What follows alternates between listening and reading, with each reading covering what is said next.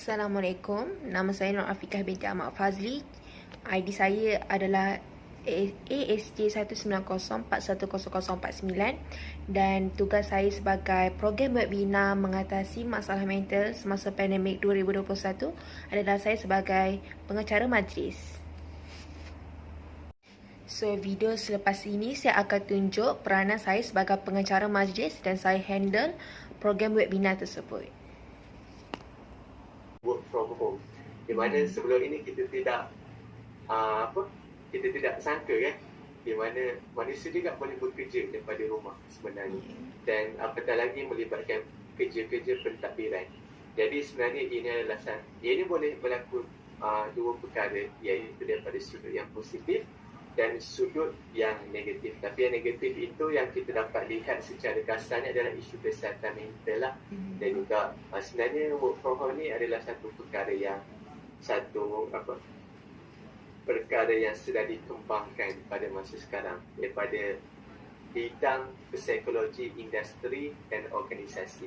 Jadi saya sekarang sedang study juga tentang perkara itu. Jadi perkara kita adalah satu perkara yang boleh dianggap positif, namun ini boleh jadi sebagai iktibar kepada diri kita daripada sudut perkembangan ekonomi dan perkembangan politik di dalam dunia pada masa kini. Okey, kita tengok pada seterusnya kesan akademik kepada mahasiswa, di mana saya memetik satu hasil kajian yang dilaksanakan oleh para pengkaji di National University of Singapore NUS pada tahun 2020 yang diterbitkan pada tahun 2021 lah, di mana pada pengkaji ini mereka melaksanakan satu kajian yang bertajuk The Impact of COVID-19 Pandemic on Physical and Mental Health of ASEAN, a study of 7 middle income countries in Asia.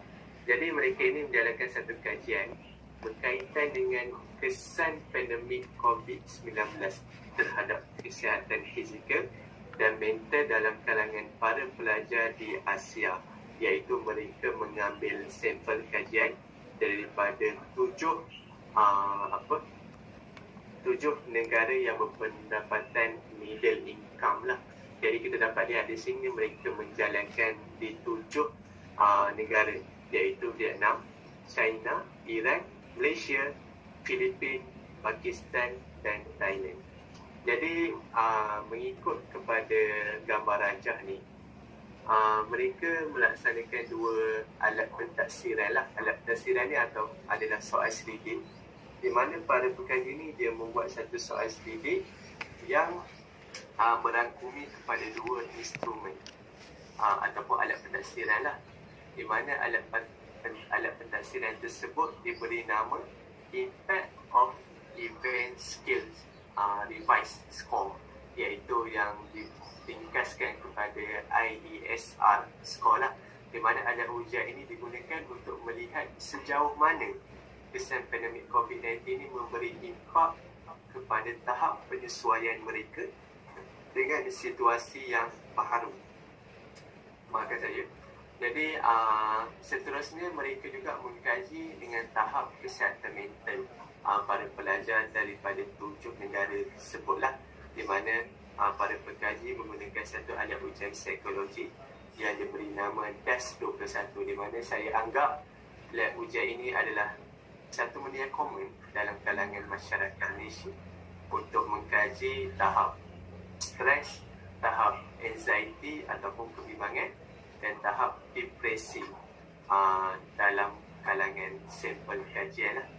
Di mana kita dapat lihat di sini negara yang paling tinggi mahasiswanya amat terkesan dengan keadaan pandemik pada masa sekarang adalah negara Thailand, di mana kita dapat lihat ini adalah satu skor yang tinggi lah, di mana 42.35.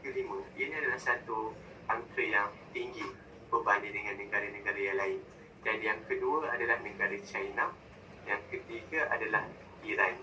Dan juga kita dapat lihat di sini Malaysia adalah pada tahap ataupun kedudukan yang keempat, di mana skornya adalah 25.70. Jadi walaupun kita bukan di kedudukan nombor satu, tapi kita dapat lihat ada di dalam kalangan kita yang mengalami isu penyesuaian terhadap keadaan pandemik yang kita alami pada masa sekarang. Jadi saya harap dengan perkongsian ini sebenarnya ini adalah satu bukti kepada diri kita selaku mahasiswa untuk kita membantu rakan-rakan kita yang sedang suffer, yang sedang menderita dengan isu kesihatan mental yang dialami oleh mereka itu sendiri.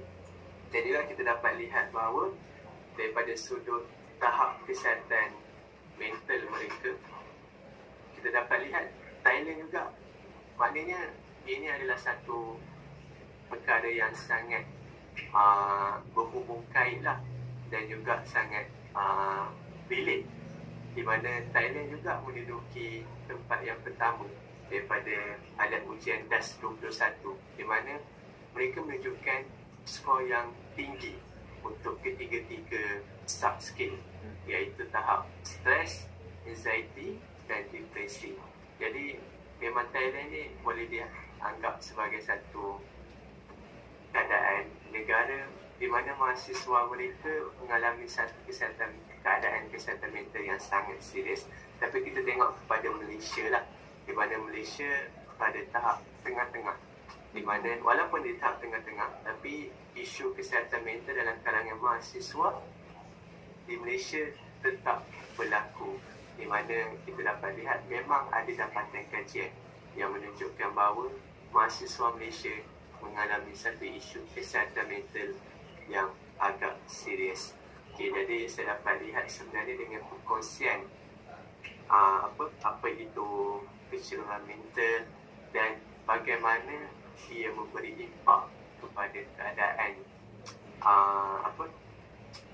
impak kepada pekerja dan frontliners, kepada masyarakat dan mahasiswa ini dapat memberikan kita gambaran yang jelas berkaitan dengan keseluruhan mental daripada sudut maksudnya dan juga bagaimana keadaan isu kesihatan mental yang berlaku pada masa kini. Jadi itu sahajalah yang boleh saya jelaskan berkaitan dengan soalan itu. Terima kasih Cik Fakrul. So dekat sini isu kesihatan mental kita tak boleh nak buat main-main kita mesti serius. Ya, betul. Betul. Dan kita mesti menjaga diri sendiri. Yang penting jaga diri sendiri dan barulah kita menjaga orang keseliling kita. Terima kasih Cik Fakrul. Okay, next slide. Okay.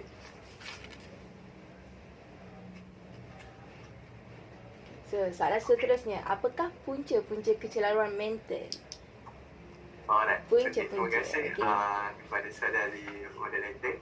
Jadi, ini adalah satu perbincangan yang berkait rapat dengan soalan tadi kan. Kita dah faham apa itu kecelaruan mental. Dan kita juga mungkin ada tertanya dalam kalangan kita kan, apa yang menyebabkan kecelaruan mental ini boleh berlaku sebenarnya. Jadi, kita tengok kepada dua faktor lah. Next slide. Di mana kita dapat lihat daripada yang pertama adalah daripada sudut faktor psikologikal. Maksud faktor psikologikal ni adalah daripada diri kita sendiri. Macam mana keadaan itu boleh berlaku secara sendiri disebabkan oleh diri kita. Jadi kita dapat lihat sebenarnya faktor yang pertama adalah disebabkan dia memiliki pengalaman zaman kanak-kanak yang berduka citakan, di mana ia menyebabkan sehingga dia mengalami satu trauma, dan juga boleh dikatakan bahawa sebenarnya kanak-kanak pun boleh mengalami depresi dan juga apatah lagi nak mengalami satu isu kesihatan mental seperti speech delay ataupun gagap. Jadi sebenarnya pengalaman pada zaman kanak-kanak ini adalah satu perkara yang sangat mempengaruhi. Malah kalau kita tengok dalam sudut pandang ahli psikologis yang tersohor lah dalam bidang psikologi, iaitu Sigmund Freud, di mana beliau sendiri menyatakan bahawa manusia ini akan mengalami masalah apabila mereka mengalami isu lekatan. Apa maksud lekatan? Lekatan ni membawa maksud adalah manusia ini tersekat daripada segi perkembangannya. Kita dapat tahu dalam diri kita berkembang daripada sudut fizikal saja. Itu yang kita boleh nampak lah kan. Kita boleh daripada kecil tingginya berapa cm je pun, bawah bawah 1 meter je pun kan. Tapi bila dah meningkat dewasa, awal remaja lewat remaja dan juga sampailah lewat dewasa dan seterusnya, kita dapat lihat sebenarnya perubahan fizikal tu berlaku. Sama juga dengan keadaan psikologikal kita. Kita juga mengalami perkembangan tingkah laku, perkembangan emosi dan perkembangan pemikiran kita. Jadi sebenarnya bila kita dah tersekat pada zaman kanak-kanak, iaitu kita dah mengalami gangguan daripada sudut mental pada zaman kanak-kanak, yang khususnya mungkin kita boleh relate dengan keluarga, macam mana ibu bapa menjaga anaknya, di mana dengan gaya keibubapaan oleh ibu bapa yang terlalu strict, yang boleh dikatakan authoritarian lah. Mungkin ada soalan nanti berkaitan dengan authoritarian ni, di mana bila anak-anak itu terlalu dikongkong ataupun boleh dikatakan ataupun tak ada peluang diberi untuk explore tentang kehidupan dunia ini, dan malah apatah lagi kalau maaf lah ya saya cakap tentang ni, iaitu sexual abuse lah, iaitu mungkin kanak-kanak itu sendiri mengalami satu pengalaman seksual yang kurang menyenangkan. Jadi mohon dijawabkan ya tentang perkara itu. Dan juga ini adalah satu perkara yang serius, di mana manusia akan mengalami isu kesihatan mental sekiranya mereka memiliki pengalaman zaman kanak-kanak yang kurang baik. Dan yang kedua adalah disebabkan oleh keinginan yang tidak dapat dipenuhi. Apa maksud keinginan ni sebenarnya? Sebenarnya setiap manusia ni dia ada keinginan peribadi mereka kan. Tak kisahlah baik daripada sudut diri sendiri ke, ataupun untuk kebaikan orang lain ke, ataupun untuk kebaikan dunia sekalipun. Jadi kalaulah perkara itu tidak dapat dipenuhi, jadi perkara itu akan menyebabkan kita mudah cenderung untuk stres. Dan juga sekiranya kita tidak ada cara untuk mengatasi stres terhadap keinginan yang kita ada, sehingga kita tak dapat nak penuhi itu, menyebabkan kita boleh cenderung untuk terlibat dalam penyalahgunaan bahan lah, boleh dikatakan, iaitu penyalahgunaan bahan seperti darah. Jadi perkara itu adalah satu perkara yang sangat serius kita lihat sebagai mahasiswa, di mana kadang-kadang kita ni nak pointer yang tinggi, nak flat, macam tu lah kan. Jadi sebenarnya it's okay sebenarnya untuk tidak jadi pelajar cemerlang sebenarnya. Sorry to say lah. Saya jujur dalam kat sini ya. Jadi sebenarnya rezeki itu ada di mana-mana sahaja. Allah dah tulis dah rezeki itu atas usaha kita sendiri.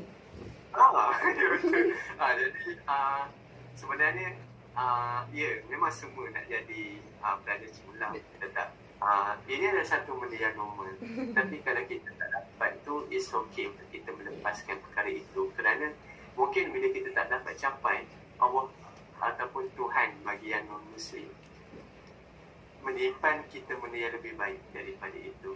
Jadi, tapi dalam masa yang sama, kita sebagai mahasiswa, kita perlu ada satu cita-cita yang baiklah, iaitu kita harus menjadi seorang model insan yang berkualiti pada masa yang akan datang dan mampu berbakti kepada negara. Okey?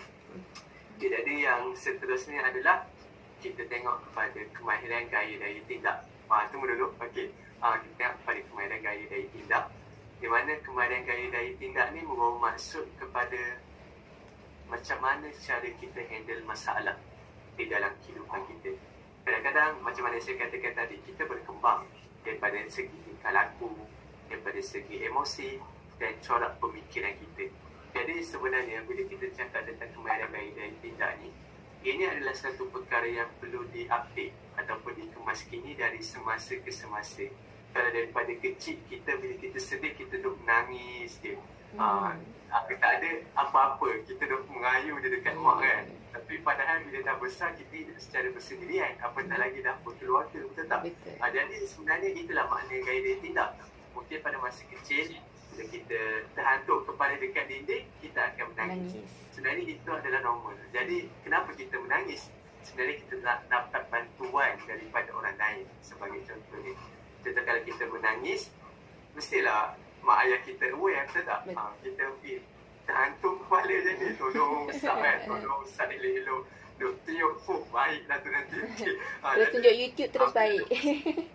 Jadi bila dah besar ni, siapa yang kisah? Ya, betul. Contohlah kan, anak kita kesian. Jadi itulah, kalau kita menangis sekalipun, siapa yang nak bantu? Melainkan tak diri kita sendiri, betul tak? Jadi sebenarnya kemahiran gaya tindak ni adalah satu faktor juga. Kenapa manusia mengalami isu kesihatan mental dalam kehidupannya. Okay, jadi kita dah pada faktor yang seterusnya, iaitu faktor persekitaran. Di mana faktor persekitaran ni adalah satu perkara di luar kawalan manusia itu sendirilah. Di mana kalau kita tengok di sudut faktor psikologikal, ini adalah satu perkara yang boleh dikawal. Seperti mana kita faham tadi kan, iaitu 3 perkara: pengalaman zaman kanak-kanak, keinginan yang tidak dapat dipenuhi, dan kemahiran gaya tindak. Tapi kalau faktor persekitaran ini adalah satu perkara yang kita kadang-kadang itu tidak boleh nak kawal. Apatah lagi kalau kita tidak ada power lah dalam masyarakat. Okey, boleh next slide tak? Okey, jadi sebenarnya banyak perkara lah yang menyebabkan manusia itu mengalami isu kesihatan mental dari sudut faktor persekitaran. Di mana yang pertama sekali adalah keruntuhan institusi kekeluargaan. Jadi maksud keruntuhan di sini adalah ibu bapa yang berpisah lah. Di mana sebenarnya bila kita cakap tentang keruntuhan institusi kekeluargaan ni, mungkin agak sensitif lah untuk sesetengah individu yang menghadapi isu seperti ini. Jadi saya mohon izin lah untuk berkata tentang perkara ini. Di mana sebenarnya bila kita berbicara tentang ibu bapa yang berpisah ni, semua perkara akan berubah dalam kehidupan seseorang manusia, terutama sekali tentang anak-anak itu. Jadi bila kita sebut tentang perpisahan ibu dan ayah ini, semua benda berubah. Baik daripada sudut ekonomi keluarga tu, daripada sudut sosial, bagaimana mereka berinteraksi dalam keluarga tu, dan bagaimana mereka berinteraksi ataupun bertingkah laku selepas saja berpisah itu. Jadi sebenarnya keruntuhan institusi kekeluargaan ni, kalau kita lihat daripada kita sebagai sudut anak, sudah tentu ini bukanlah satu perkara yang kita boleh awal, betul tak? Jadi jika anda mengalami perkara itu, ini mesti ada hikmah di dalam kehidupan anda. Dan juga kita perlu akur perkara itu adalah bukan satu perkara yang kita boleh kawal, dan bukanlah satu perkara yang boleh kita tentukan tentang mak ayah kita. Jadi saya harap boleh fahamlah daripada sudut pandang faktor persekitaran tentang keruntuhan institusi kekeluargaan. Dan juga yang kedua adalah keluarga yang disfungsi. Jadi kadang-kadang kalau setiap manusia ni ada cabaran dan ujian yang berbeza kan. Kadang-kadang kalau ibu bapa yang dah yang dah berpisah pun ada isu kesihatan mental, tapi keluarga ibu bapa yang tak berpisah pun alami juga isu kesihatan mental. Jadi maksud keluarga yang disfungsi ni adalah ahli keluarga itu tidak menjalankan peranan yang baik sebagai adik-beradik, ataupun mak ayah itu sendiri tidak menjalankan peranan sebagai parent ataupun parenting style mereka dengan sangat baiklah. Di mana kita dapat lihat seperti mana yang saya katakan tadi, kalau kanak-kanak itu memiliki pengalaman masa lampau ataupun zaman kanak-kanak yang negatif sehingga menyebabkan trauma. Jadi ini berkait rapat dengan faktor yang kedua inilah, iaitu keluarga yang disfungsi. Dan yang ketiga adalah kekurangan sokongan sosial. Jadi bila kita cakap tentang sokongan sosial ni, dia boleh melibatkan banyak orang lah, di mana ia boleh melibatkan masyarakat, ia boleh dikaitkan dengan rakan kelas kita dan juga rakan-rakan baik kita lah. Jadi sekiranya seseorang itu tidak ada sokongan sosial yang optimum ataupun yang mencukupi dalam kehidupan dia, jadi boleh dikatakan apabila dia mengalami masalah yang dia tidak dapat hadapi secara seorang diri, maka dia akan cenderung untuk mengalami isu kesihatan mental.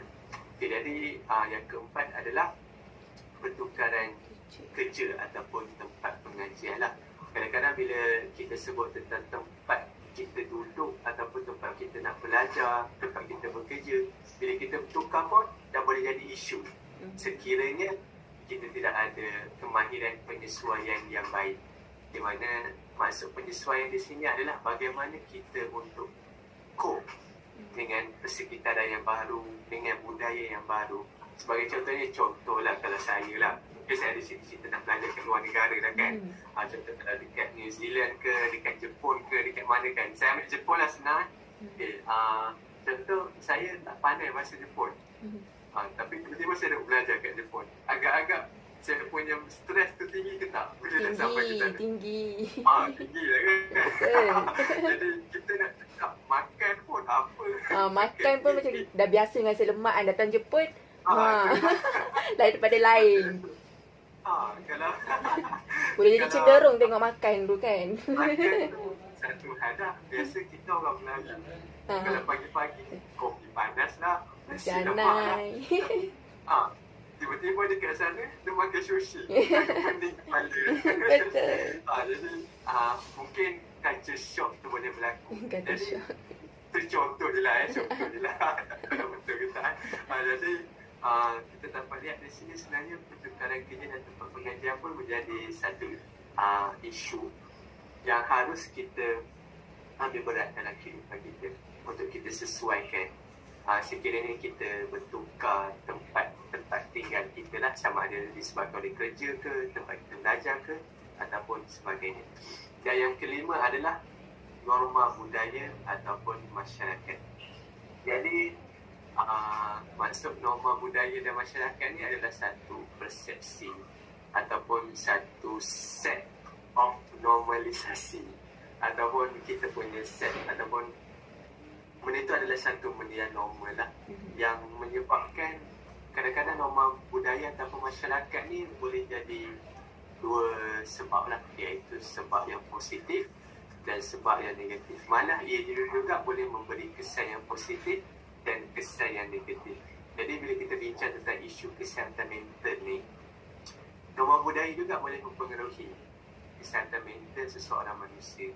Di mana macam yang kita katakan tadi, macam saya biasa lemak, tiba-tiba pergi Jepun, norma budaya dia orang makan sushi, makan benda yang mentah-mentah. Jadi boleh dikatakan ia juga mempengaruhi.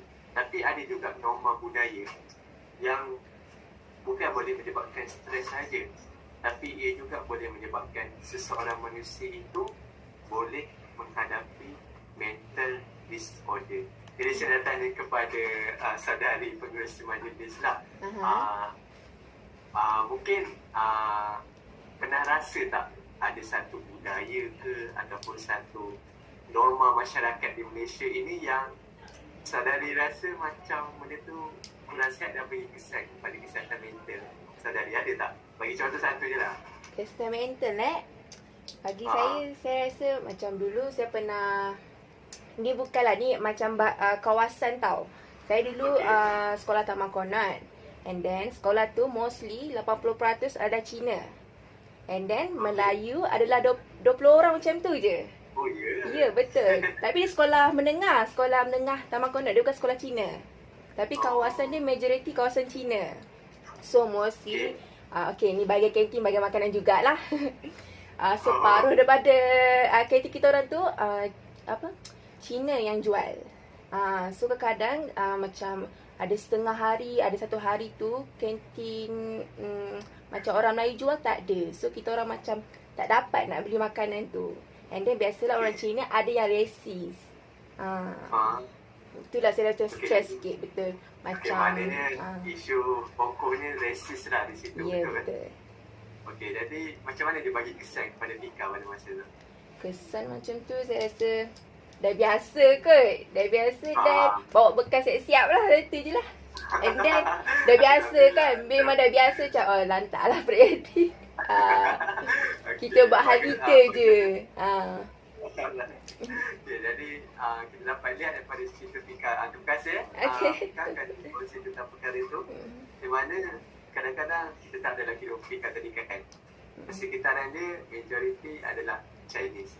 Jadi orang yang menjual makanan pun majoriti memang orang Chinese lah kan. Mm-mm. Jadi kita biasa orang Muslim ni memang menitik beratkan tentang Makanan. kebersihan lah, sebagai contohnya lah kan, makanan, and then tentang perkara itu. Jadi sebenarnya persekitaran itu boleh menjadi satu benda yang negatif ataupun benda yang positif. Tapi congratulations lah saya dah cakap kepada Mika, kerana ada satu gaya tindak yang positif, di mana mungkin masa mula-mula tu agak terkejut kan. Agak terkejut lah. Tapi bila dah ini jadi satu pengalaman, tapi ini jadi satu benda yang baik pada diri Mika, iaitu bersiap-siap terus, prepare terus. Kan, Kena ringan pun so jadi. itulah. Okey, jadi itu adalah satu contoh yang baik. Jadi terima kasih Mika kerana kongsi. Jadi norma budaya ni adalah satu perkara yang sangat mempengaruhi. Saya harap dengan contoh Mika tadi tu dapat memberi kita gambaran yang jelas lah. Kenapa norma budaya ataupun masyarakat mempengaruhi kesihatan mental. Tapi mungkin saya nak share jugalah satu perkara ataupun norma budaya yang perlu kita titik beratkan, iaitu tentang body shaming sebagai contohnya. Betul. Jadi sangat berleluasa. Betul. Kata kita tengok pun ni nak pula dah boleh rentas negeri. Lagilah. Dan nak pula jumpa dengan makcik-makcik bawang di kampung tu contohnya. Bila anak nak balik kan. Kau ni macam kurus lah. Kurus salah, bising pun salah kan. Lepas tu, dia lah kadang-kadang dengan kata-kata ataupun normalisasi tentang fizikal manusia itu pun dah menyebabkan kita rasa tertekan. Dan juga sebenarnya ada kes yang pernah saya handle di mana disebabkan oleh ibu bapanya yang sangat menekankan tentang fizikal, dan malah kalau ada jerawat satu dekat muka pun dah kena kritik. Ada? Dah lah duduk sekali. Ya Allah. Lepas tu dah lah duduk sekali. Lepas tu pandemik pula. Pandemik masa sekarang. Jadi ini adalah satu perkara yang sangat serius lah. Kita dapat lihat. Bukan saja dalam masyarakat dia boleh berlaku, tapi dalam keluarga pun boleh berlaku. Dan kadang itu telah menyebabkan dirinya depressed. Sampai dirinya dah tak tahu nak memuaskan hati mak ayah mereka macam mana. Melainkan dengan jadi kurus dan juga ada muka yang jernih lah bahkan dia. Tapi saya tak boleh nak katakan ini adalah satu perkara yang jarang berlaku dalam masyarakat sebenarnya. Sebenarnya ramai yang berlaku isu seperti itu dalam masyarakat kita. Okey, jadi seterusnya kita tengok kepada faktor yang seterusnya, iaitu gangguan atau keganasan. Jadi bila kita sebut tentang gangguan atau keganasan ni, seperti mana yang saya sebut tadi, ini adalah seperti keganasan seksual, gangguan seksual ataupun keganasan dalam kalangan masyarakat, di mana kadang itu akan menyebabkan kita rasa tidak selamat dalam kehidupan kita, dan kadang itu mencemaskan diri kita sehingga kita tak tahu nak minta tolong dengan siapa. Sama juga dengan keadaan seperti pandemik pada masa sekarang, di mana ia termasuk dalam keadaan faktor yang keenam, iaitu gangguan kesihatan awam, di mana kita terpaksa duduk dalam rumah dan juga menyebabkan kita rasa kadang-kadang tu kita terperap dalam rumah sehingga tak tahu nak minta tolong dengan siapa untuk meluahkan apa yang terbuku dekat hati kita inilah. Dan juga yang terakhir sekali adalah tragedi yang tragis. Masa tragedi yang tragis ni adalah satu keadaan yang boleh dikatakan memberi impak yang negatif kepada diri seseorang. Dan juga mungkin satu contoh yang sangat dekat lah kita sebagai rakyat Malaysia. Sebagai contohnya dengan isu kapal terbang MH370, betul tak? Kita dapat lihat ianya sangat bagi impak. Walaupun kita bukan terlibat di dalam ataupun tak ada dalam kalangan ahli keluarga kita yang terlibat dalam insiden tu, tapi ianya sangat bagi impak kepada kita sebagai rakyat Malaysia, di mana kita dapat merasai satu kerugian kepada negara. Dan juga kita dapat lihat bahawa ini adalah isu yang sangat besar kita dapat lihat dalam negara, sehingga boleh dikatakan ahli keluarga yang terlibat dalam keluarga yang dalam tragedi yang tragis tersebut mengalami satu keadaan yang krisis di dalam kehidupan mereka, sehingga mereka sukar untuk membangunkan semula kehidupan mereka disebabkan oleh kehidupan yang terganggu. Jadi kita dapat lihat sebenarnya dengan faktor persekitaran ini kita dapat lihat sebenarnya ada banyak perkara yang mempengaruhi kita punya kesihatan mental kita. Okey, next slide apa Saya dah lupa dah. Kena habis dah? Habis dah sini. Oh, dah habis dah. Okey, itu sahajalah daripada saya tentang kenapa manusia boleh terlibat dalam isu kesihatan mental. Terima kasih Cik Fakrul. So dekat sini kita boleh dapat tahu punca-punca kecemasan mental adalah ada dua faktor dari segi psikologikal dengan persekitaran. Okay, next Nak slide. tanya boleh? Boleh. Silakan Nar Adira. Sorry. Kalau dia macam anxiety kan, dia dikira kecelaruan mental juga ke? Dia macam anxiety yang sekalinya kemurungan, dia dalam konsep kecelaruan mental juga ke? Kalau ikutkan Okey, nama siapa Nur Adira. Nur Adira. Okey, baik. Boleh nak jawab sekarang ke ataupun kita nak jawab selepas nanti Cik pengurusi majlis? Sebab nanti ada soalan kaitan tu kan? Nur Adira, boleh tak kita jawab sesi last sekali untuk sesi soal jawab? Boleh. Okey, terima kasih. So next slide.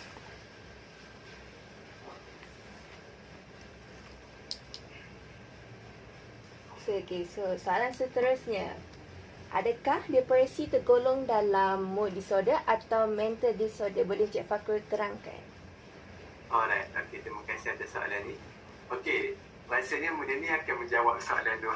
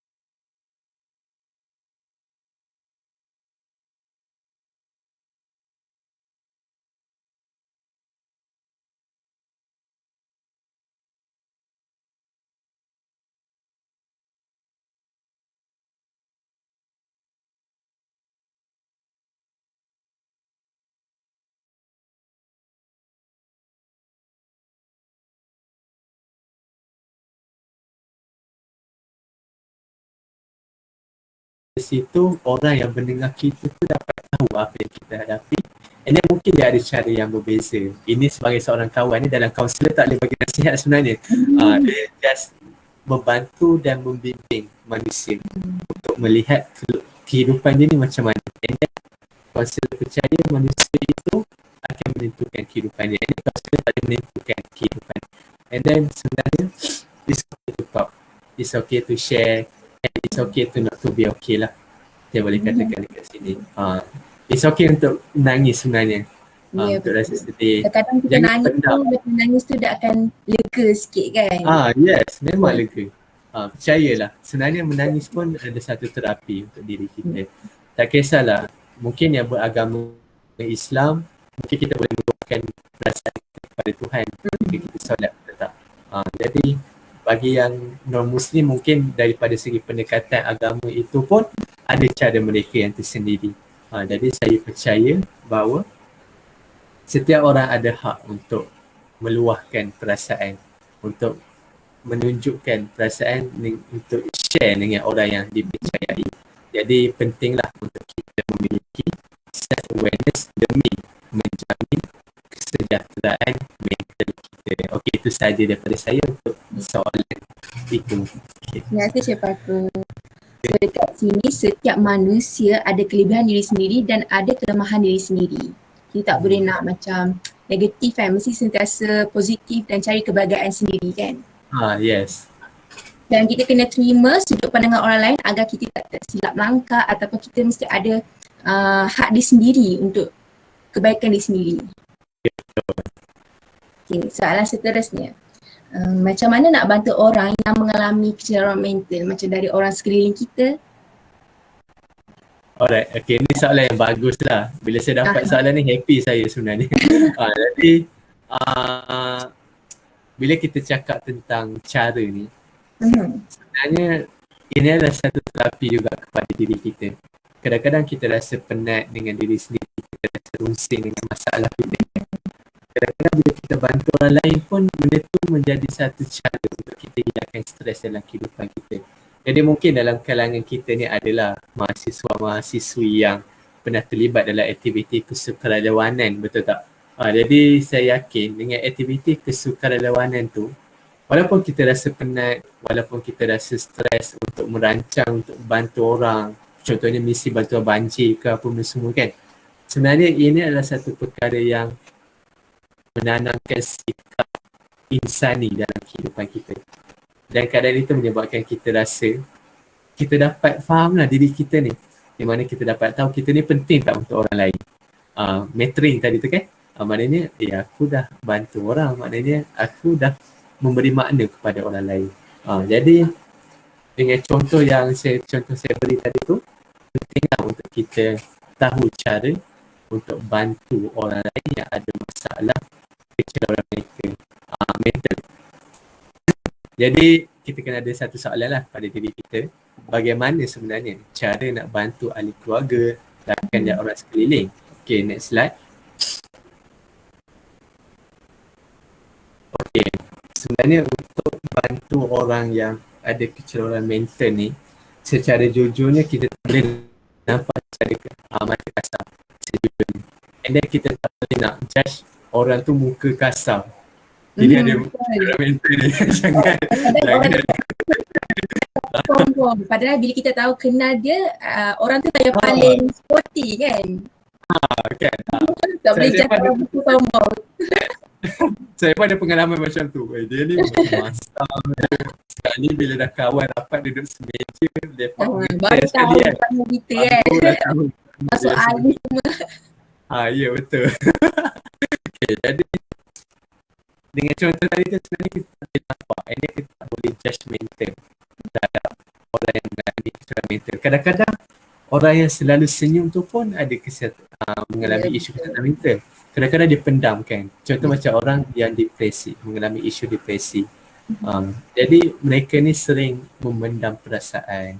Jadi sebenarnya ada juga satu kes di mana dia terlalu baik lah, saya boleh katakan. Terlalu menjaga perasaan orang lain. Sebenarnya ia satu benda yang ialah bagus untuk orang lain tapi tak bagus pula untuk dirinya. Betul tak? Jadi sedih lah bila kita dengar cerita macam tu, bila kita dapat tahu ada orang baik tapi dia memudaratkan diri sendiri. Jadi ini satu kerugian. Jadi pentinglah untuk kita membantu orang yang sebegini, untuk kita memastikan sekeliling kita orang baik tu membuat kebaikan secara terus-menerus. Jadi yang paling penting adalah untuk kita bantu orang yang, sebelum kita nak mendekati orang ni, kita kena faham apakah tanda-tanda umum kecerdasan dan cuba untuk mendekati dengan cara yang baik. Di mana saya boleh kongsikan 4 sahajalah tanda-tanda umum kecerdasan mental. Di mana yang pertama sekali adalah sering cuba mengelakkan diri untuk bersosial. Maksudnya mungkin dia selalu mengelakkan diri. Contoh macam kita sebelum ni, mungkin benda ni berkait rapat dengan sahabat kita lah sebagai contohnya kan. Dia ni seorang yang ramah, yang baik, and then periang, and then tiba-tiba dia berubah mood, berubah untuk bersosial.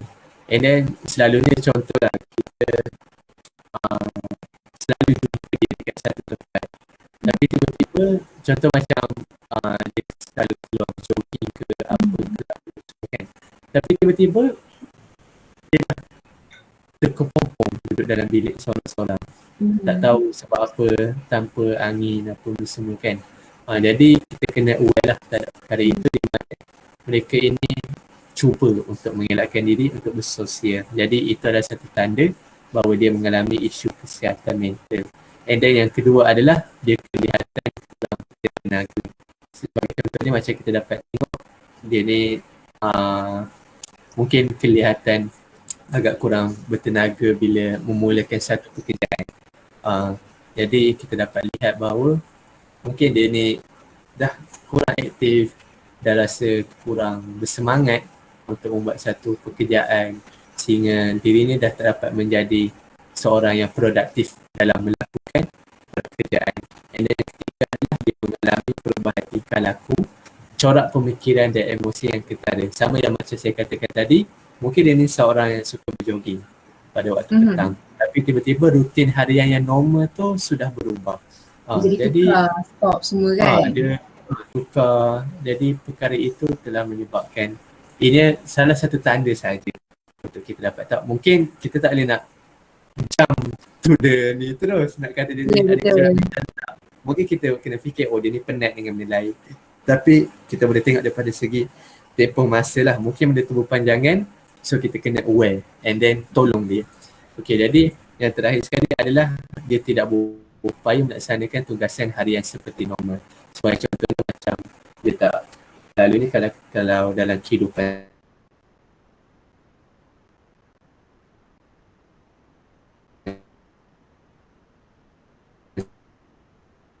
saya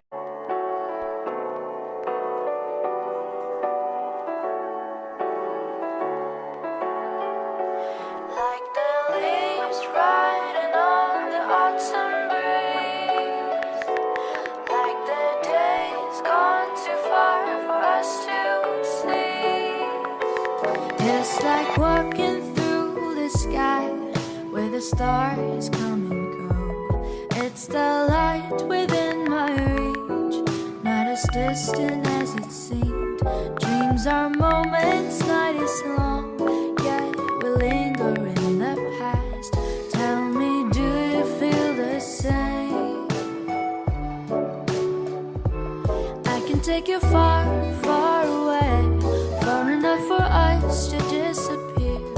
Should you feel a little scared, know that I'm still right here. It will be a little bittersweet, it might even feel a bit surreal. Just see the stars run past you as you drift apart in the air. Like the leaves riding on the autumn breeze, like the days gone too far for us to see. We move on and live it as it is, but once in a while, let the brighten this melody. Leaves riding on the autumn breeze, like the days gone too far for us to seize. Like the leaves riding on the autumn breeze, like the days gone too far for us to seize.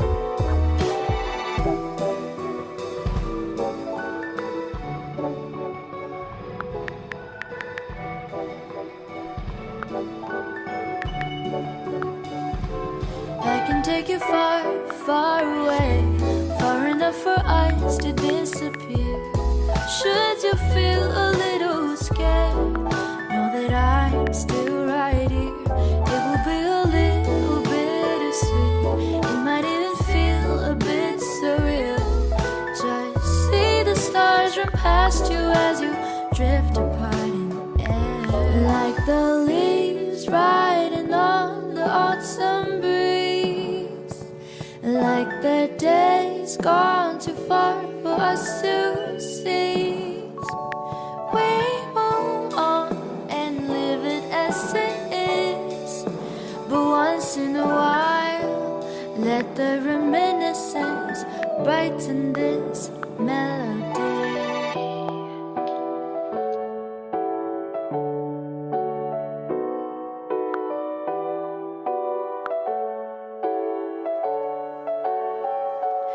Like the leaves riding on the autumn breeze.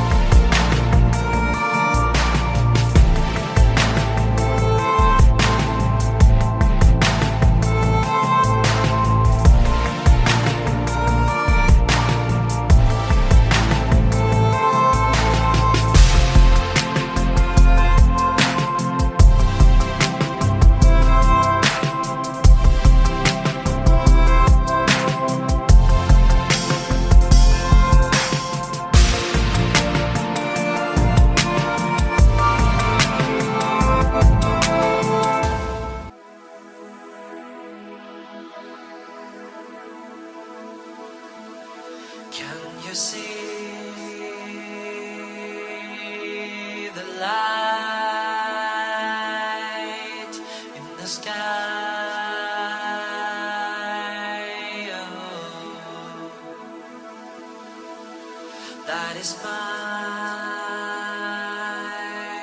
little gift for your life.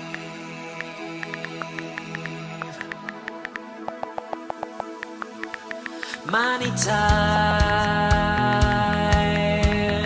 when I close my eyes,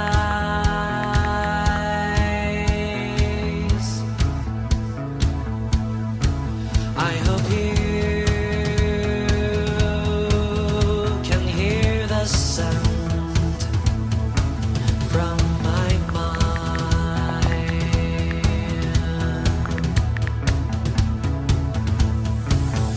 If I can meet you in next life, you are living your life, but you forgot I still need you, I still care you, I still love you. Oh, please give me a second chance to know when you leave. Please forgive me, 'cause I still need you, I still care you, I still love you. Take my hand, I will hold you tight.